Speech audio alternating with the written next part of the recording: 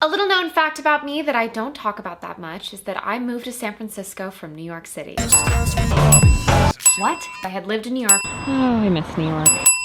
Okay, fine. I talk about it all the time. It's important to me. I lived there for 7 years. 7 years is a long time. I grew up nearby in Connecticut, and I always felt like New York would be my future. For college, I went to NYU, where I was, obviously, a tour guide. After that, I stayed in the city for 3 years working at a tech startup. I didn't think I would leave New York. I didn't feel like I wanted to leave New York, and I kind of didn't think that I would ever be brave enough to leave New York.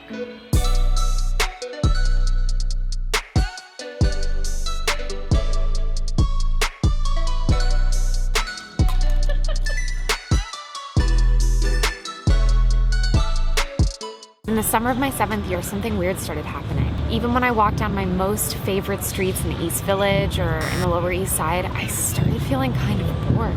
And I hate to say that. I mean, it's outrageous that anyone could ever get bored in a city like New York, but I did. And I started to feel like I had memories on every single block in every single neighborhood. Like, oh, that's where I prepped for my first job interview. Or, oh, yeah, that's where I had my 23rd birthday. Or, that's where I went on the date with that guy who quit his job to go to a Mumford & Sons concert.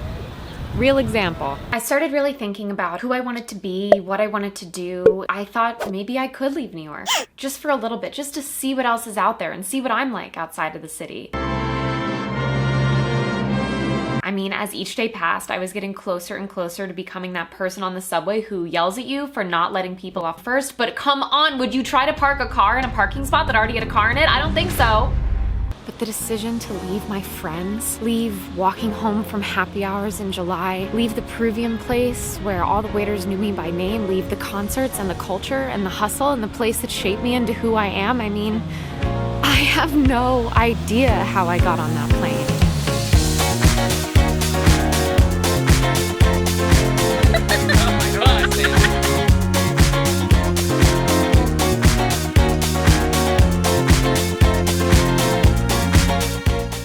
Some days I miss New York so much.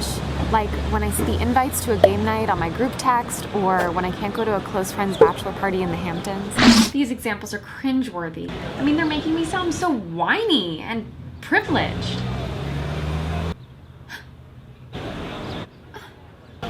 Let's move on.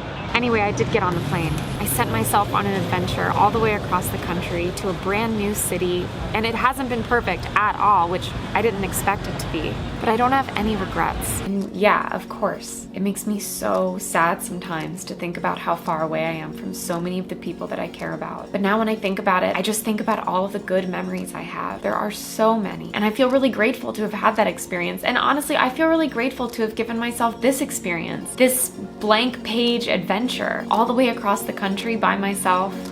I don't know what's coming next, but I'm excited.